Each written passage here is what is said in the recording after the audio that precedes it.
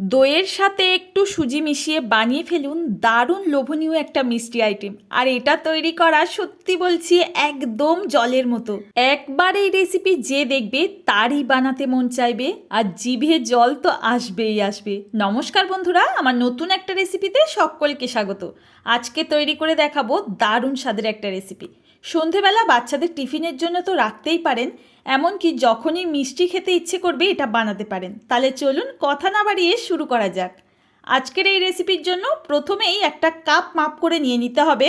1 cup একদম fresh টক দই। এইবার এর মধ্যে আমি দিয়ে দিচ্ছি স্বাদ মতো চিনি। আমি এখানে ওই 3 থেকে 4 চামচ মতো চিনি ব্যবহার করছি, তবে পরে আরও কিছুটা চিনি লাগবে। এবার আমি এখানে দিয়ে দিচ্ছি স্বাদ মতো 1 চিমটি লবণ, যাতে মিষ্টির ব্যালেন্স ঠিক থাকে। এবার দিয়ে দেব 2 টেবিল স্পুন মতো এখানে রিফাইন্ড অয়েল। এর পরিবর্তে আপনারা বাটার কিংবা ঘিও ব্যবহার করতে পারেন। এবার আমি এই কয়েকটা উপকরণ খুব ভালো করে মিক্স করে নেব। জাস্ট 1 থেকে 1.5 মিনিট মিশিয়ে নিলেই হয়ে যাবে। এখানে জাস্ট চিনিটাকে এখানে মেল্ট করে নিতে হবে।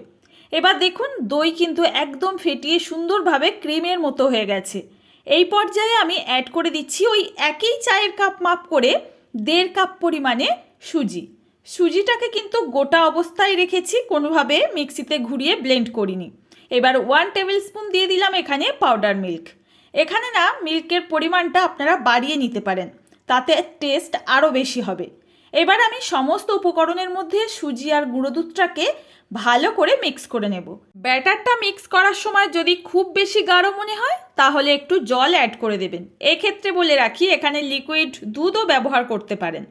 তো দেখুন আমি দইয়ের কাপের মধ্যেই একটু জল নিয়েছি আর এই কাপটা ধুয়ে নিয়ে নিলাম। তারপর অল্প অল্প করে কিন্তু মিক্স করছি আর এখানে জলটা অ্যাড করছি। এখানে বলে রাখি এই ঘনত্ব কিন্তু খুব বেশি পাতলা করা যাবে না, একটু গাঢ় থাকবে। এখন মিক্স করে নেওয়ার পর এটাকে না জাস্ট আমি 10 মিনিটের জন্য রেস্টে রাখবো। রেস্টে রাখলে রেসিপিটি যেমন ফুলবে, ভেতর থেকে সফট আর জালিদারও হবে। তো দেখুন এটাকে সাইডে রেখে দিয়ে আমরা এই রেসিপির জন্য কয়েকটা বাটি নিয়েছি, একই মাপের বাটিগুলোকে রেডি করে নিচ্ছি। এখন বাটির মধ্যে দিয়ে দেব সামান্য একটু রিফাইন্ড অয়েল। হাতের কাছে যদি এই অয়েলটা না থাকে আপনারা কিন্তু বাটার কিংবা ঘি ব্যবহার করতে পারবেন। হাত দিয়ে কিংবা ব্রাশ দিয়ে এইভাবে পুরো বাটিটার মধ্যে লাগিয়ে নেবেন, এতে রেসিপি মোল্ড আউট করতে সুবিধা হয়, নষ্টও হয় না রেসিপি। এখন বাটিগুলোকে সাইডে রেখে আমরা যে ব্যাটারটা রেডি করেছিলাম এটাকে নিয়ে নেব। দেখুন 10 মিনিট রাখার পর এর ঘনত্ব কিন্তু একটু বেড়ে গেছে, মানে একটু গাঢ় হয়ে গেছে সুজি ফুলে। এখন আমি এটাকে ভালো করে আবারও মিক্স করে নিচ্ছি। এই ব্যাটারটাকে যত সময় একটু ভালো করে ফেটিয়ে নেবেন দেখবেন ভীষণ সফট হবে আর স্পঞ্জি হবে। ভালো করে মেশানোর পর এর মধ্যে আমি প্রথমেই দিয়ে দিচ্ছি 1/2 টিস্পুন পরিমাণে বেকিং পাউডার। এটা কিন্তু আমাদের প্রত্যেকের বাড়িতেই থাকে, আর যদি না থাকে যে কোনো মুদি দোকানে পেয়ে যাবেন। দিয়ে দিচ্ছি 1/2 টিস্পুনেরও কম এখানে বেকিং সোডা, মানে যতটুকু আমরা বেকিং পাউডার দিয়েছি তার থেকেও কিন্তু অর্ধেকেরও কম পরিমাণে এখানে বেকিং সোডা অ্যাড করলাম। এবার দিয়ে দিলাম 2 টেবিল স্পুন মতো এখানে লিকুইড দুধ। আচ্ছা বলে রাখি এখানে প্রথম আমি জল দিয়েছিলাম, তারপর এখানে লিকুইড দুধ ব্যবহার করছি।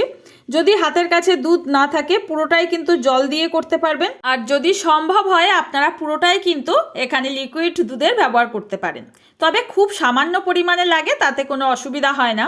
তো দেখুন ব্যাটারটাকে এবার ভালো করে কিন্তু আমি ফেটিয়ে নিয়েছি। যখন একদম এই ব্যাটারটা ফুলতে শুরু করবে সেই পর্যায়ে ফেটিয়ে নেওয়ার পর এই যে বাটিগুলো আমি আগের থেকে অয়েল ব্রাশ করে রেখেছিলাম এর মধ্যে সমানভাবে কিন্তু আমি ব্যাটার দিয়ে দিচ্ছি।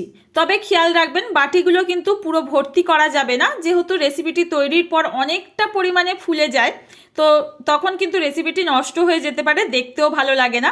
তো সমানভাবে আমি 4টে বাটি রেডি করে নেওয়ার পর এদিকে আগের থেকে আমি কড়াইয়ের মধ্যে জল স্টিম করতে বসিয়েছিলাম।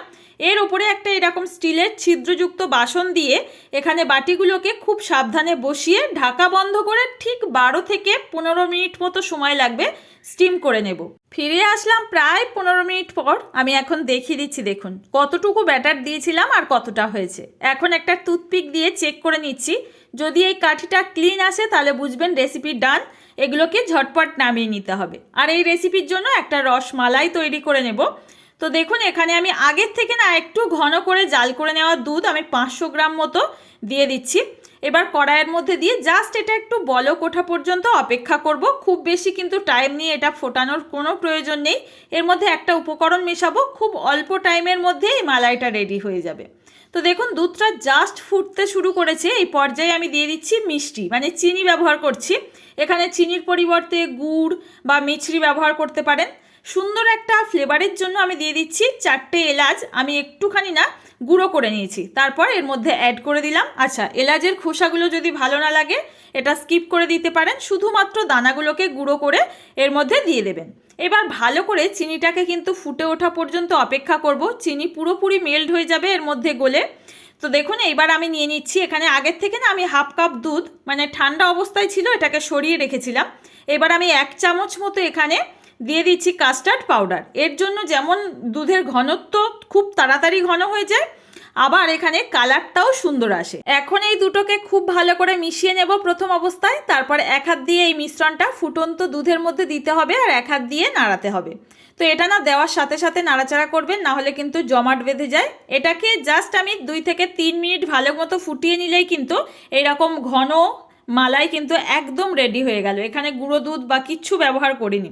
এটাকে গরম অবস্থায় সাইডে রেখে দিলাম। আগের থেকে যে বাটির মধ্যে আমি কেকগুলো তৈরি করেছিলাম, তো এই কেকগুলোকে আমি এখন উঠিয়ে নিচ্ছি। এটা না একটু ঠান্ডা করে নেবেন, মোল্ড আউট করতে গেলে অনেক সময় গরম থাকলে ভেঙে যেতে পারে। দেখুন কতটা স্পঞ্জি আর ভেতর থেকে দেখুন জালিদার হয়েছে, একদম নরম তুলতুলে। এগুলো তৈরি করে কিন্তু একদম হেলদিভাবে সকালের ব্রেকফাস্টে রাখতে পারেন, খেতে কিন্তু দুর্দান্ত লাগে। প্রত্যেকটা বাটি থেকে এই স্টিম কেকগুলো আমি উঠিয়ে নিয়েছি, আর কতটা সুন্দর হয়েছে দেখুন। খুব সহজেই না এই রেসিপিটি তৈরি করা যায়। বাড়িতে হঠাৎ যদি কোনো গেস্ট আসে, আপনারা এইভাবে বানিয়ে কিন্তু পরিবেশনও করতে পারবেন।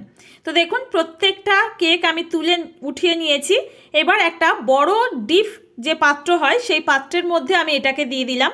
এই 4টাকে বসিয়ে নিয়েছি, তারপর ওপর থেকে এই যে গরম দুধের মিশ্রণটা মানে মালাইটা দিয়ে দিচ্ছি। এটাকে দিয়ে আধা ঘন্টার জন্য একটু রাখবেন, দেখবেন একদম নরম তুলতুলে রসমালাই স্টিম কেক রেডি হয়ে গেল। আজকে রেসিপি বলুন তো কে কোথা থেকে দেখছেন? আপনাদের প্রত্যেকটা কমেন্ট কিন্তু আমার পড়তে ভীষণ ভালো লাগে, আর এত দূর থেকে রেসিপিগুলো দেখি আমাকে এতটাই উৎসাহিত করেন, সত্যি বলছি আপনাদের ধন্যবাদ জানানোর কোনো ভাষা নেই। আর দেখুন ওপর থেকে একটু আমি ড্রাই ফ্রুটস কুচি ছড়িয়ে দিয়েছি। এখানে আছে পেস্তা আর আমন্ড কুচি, আপনারা আপনাদের যে কোনো পছন্দের ড্রাই ফ্রুটস দিয়ে দিতে পারেন। এটা একটু না আমি আধা ঘন্টা রেখেছিলাম, তারপর আপনাদের একটু পরিবেশন করে দেখায় কতটা নরম আর তুলতুলে হয়েছে। দেখুন একেবারে রসে কিন্তু টইটুম্বুর। যখনই এইরকম কিছু খেতে ইচ্ছে করবে আপনারা ঝটপট বানিয়ে নিতে পারেন। তো বন্ধুরা আজকের এই রেসিপি আপনাদের কাছে কেমন লাগলো জানাতে কিন্তু একদম ভুলবেন না। ভালো লাগলে অবশ্যই একটা লাইক করবেন, ফ্রেন্ড ও ফ্যামিলির কাছে রেসিপিটি শেয়ার করতে পারেন। নতুন কেউ আসলে আমার চ্যানেলে প্রথমবার চ্যানেলটি সাবস্ক্রাইব করে আর পেজটি ফলো করে পাশে থাকবেন। আজ তাহলে বন্ধুরা এখানে বিদায় নেব, দেখা হবে আবারও এইরকম সহজ আর দারুণ স্বাদের রেসিপির সাথে। ততক্ষণ সবাই ভালো থাকবেন, সুস্থ থাকবেন। অসংখ্য ধন্যবাদ।